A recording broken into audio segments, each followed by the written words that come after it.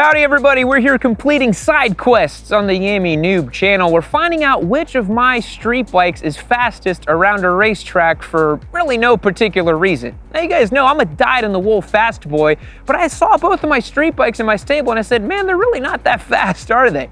This is my Aprilia Tuareg 660, my new long-distance commuter touring machine, and this is my Ducati Scrambler Desert Sled, my beloved motorcycle I've had for the past 5.5 years. You'd be surprised to learn that both of these machines are kind of similar. 450 pounds, ready to ride, between 75 and 80 horsepower, long travel suspension, and designed to go on-road and a little bit of off-road. Where they differ is that the Sled has a 19-inch front end and the Tuareg has a 21-inch front end. The Desert Sled is also equipped with a Brembo RCS 15 master cylinder, pushing the fluid directly to the calipers, giving a little bit better feel at the front end. The way this is going to work today is we're going to run 2 sessions on each machine. The first session is going to be designed so that I get my feet wet with each motorcycle, learn a little bit about the bike, and then the second session, we're going to be setting a hot lap with a GPS lap timer and seeing how fast I can actually go. Now, we're here at Eagles Canyon Raceway doing the short course today. Let's jump on the Aprilia Tuareg 660 and let's go have some fun. All right, boys, so green screen Yam here because this track video was like the video that didn't want to get made. I literally brought 2 left boots to the track, which is a first for me. I don't even know how I did that. And then I also didn't bring any batteries for my GoPro. So the only thing that I could do was use my Insta360 and capture some pretty sweet footage of me dragging knee on an adventure bike, which was a first for me. Let's talk about the Tuareg first, because that was the first one I took out. It was very, very peculiar being on Pirelli Rally Scorpion STR tires on track and literally trying to go as fast as possible. It took a lot of getting used to and a lot of trust to really believe that those tires would actually hold enough grip to fly around at racetrack. One of my favorite moments on the Tuareg was actually coming over the crest on that kind of back straight section of the racetrack and just keeping it full pin in 5th gear and having it crank over, and you feel the knobs kind of judder around and you look over and you see, dang, I'm leaned over at 102 miles an hour indicated, fully pinned on an adventure bike on knobbies, and it's doing it.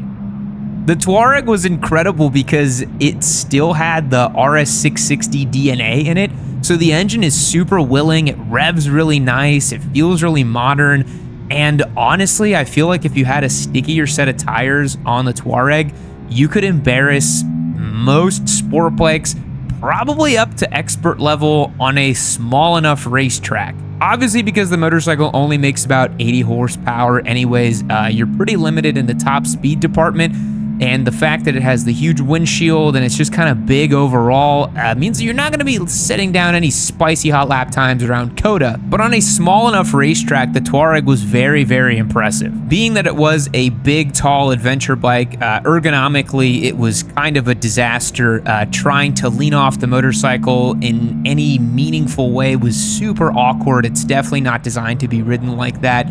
But again, I still managed to drag a knee on the Tuareg, which was pretty cool. The bike was pretty agile for its size. Being about 450 pounds, I was pretty surprised that the Tuareg was willing to find an apex, and it seemed to be pretty good. I was actually pretty surprised with the stock brake setup as well. We're going to talk a little bit about the Desert Sled's brakes here in a little bit, but the Tuareg's brakes worked great. I had progressive power, I was able to bang down a bunch of gears with it, and it overall did really, really well. Again, for a bike that is certainly not designed to go on a racetrack, it really lived up to its Swiss Army knife nature. I am very, very surprised and very happy with the Tuareg. If you own a Tuareg, you can definitely go and take it out on a track bone stock and have a lot of fun with it. Don't feel like the Pirelli rallies are going to hold you back. Even at my pace, I was able to have some fun with it. There's only a couple of times where I asked a little bit too much from the tires. There were a couple moments in one of the hot laps that I could feel the front end just kind of squeezing and kind of just folding underneath me a little bit. There was one time coming up on turn 14 that I got on the gas and I felt the rear just like kind of step out in kind of a staggered way. I started realizing I was reaching the limits of the Pirelli rallies, and honestly, that's pretty damn high. It really lends credence to the fact that I've talked about these tires in a street setting before, and they just work really, really well. All right, so let's discuss the Desert Sled a little bit. Now, I had really high hopes for the Desert Sled. It's a little bit more normal, I guess, over the Tuareg. The Tuareg, again, is this enormous 21-inch front wheel behemoth on track. The Scrambler is more of a traditional naked bike, but it's got that air-cooled motor. It's a little bit more lazy. It does have a little bit more torque. It's a little bit more upright than a normal naked bike, but I had pretty high hopes for it. I actually, for the first warm-up session with the Desert Sled, did not feel all that comfortable with it. The best way I can describe this motorcycle on track is that it just felt like a dinosaur. It kind of felt like I was committing elder abuse by beating up on this bike so much on a racetrack. It never gets ridden in that way. The Desert Sled lives a pretty chill life on the street. Sometimes it gets a little wheelie popped here and there, and I hardly ever take it out to redline. So to give it the old Italian tune-up lap after lap was pretty crazy. Now, the Desert Sled was on the same set of tires as the Tuareg, but I very quickly realized just how much more modern the Tuareg is with how their engine was willing to zing up to redline and really rev out and have some fun.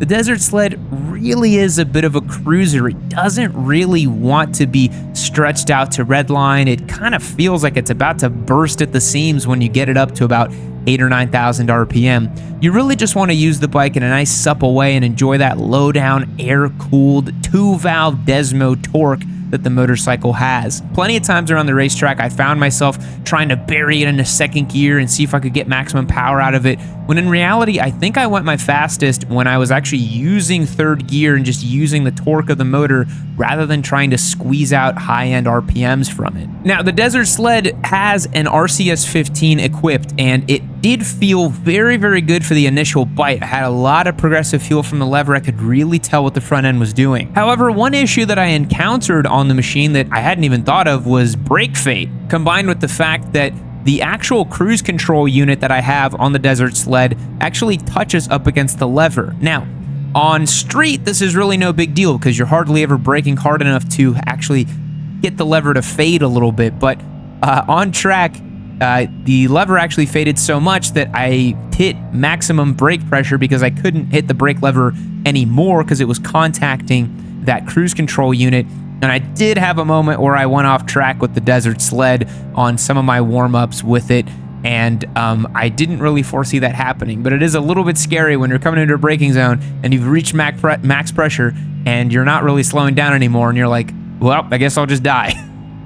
I was able to pull off the same trick on the Desert Sled as I did with the Tuareg, that back section where it kind of roller coasters up, able to keep it full pinned in fifth, lean it over, knobby's kind of shaking around a little bit, look over at the speedometer, 102 indicated, and I'm just flying, hanging on the bike, and that was a lot of fun. Now, the Sled was taken out on track at the end of the day where the track was the warmest and everybody was picking up a little bit more speed, so you will see in some of the clips that I do get passed by pretty much everybody. But on the Tuareg, because it was earlier in the day, I was holding my own and having some fun, passing some people and goofing around a little bit. It was pretty sweet to pass some sport bikes on a ridiculous adventure motorcycle.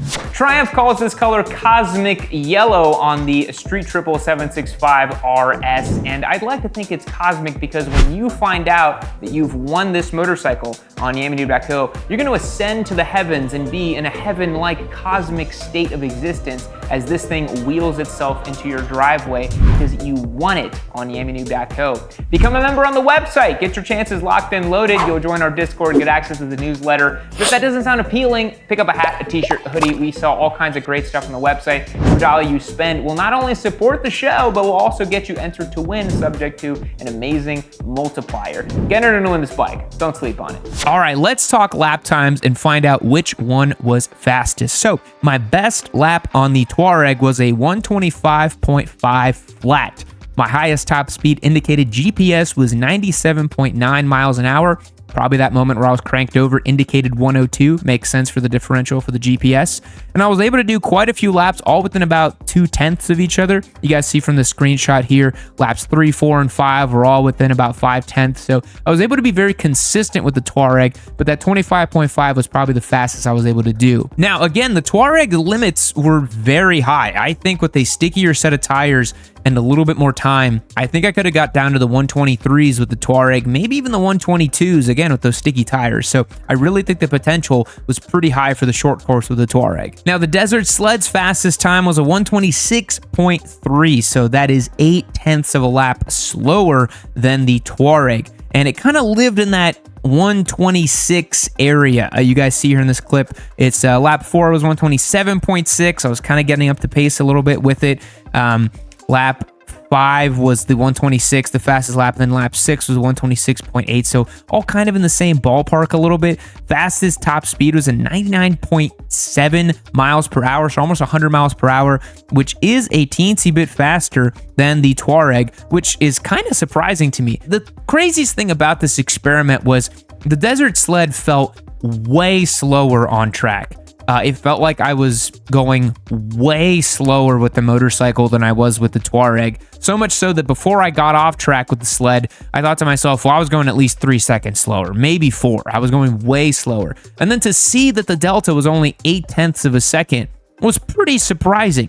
I did not expect them to be so close. Now, it is interesting because I think the Scrambler with a stickier set of tires could probably match or beat the Tuareg because it has a 19-inch up at the front. You can get some pretty sticky rubber, some pretty sport-oriented rubber. You typically can't find that for a 21-inch front wheel. Now, a Tuareg with 17s fitted to it might be the fastest thing that we could find in this adventure touring category. So overall, this was a super fun day at the track. I had a lot of fun taking both machines out and finding out which one was actually faster, and the Dragony on both of them was pretty freaking sweet, and I am very happy to do it. The question is, would I do it again?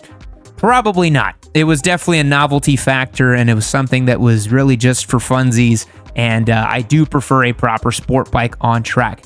But I wanted to make this video to show you guys that you can take your bike on track. Run what you brung is definitely my mentality when it comes to getting started on track, and even something like the Tuareg, which is ridiculously not suited to the racetrack, was a lot of fun to ride. Thanks again for checking out today's video. I apologize for the weirdness in production. We had a lot of mishaps when we took those bikes out on track, but we got the video done regardless, and we found out which one was fastest. I hope you enjoyed today's video, and I hope to see you on the next one. Thanks for tuning in.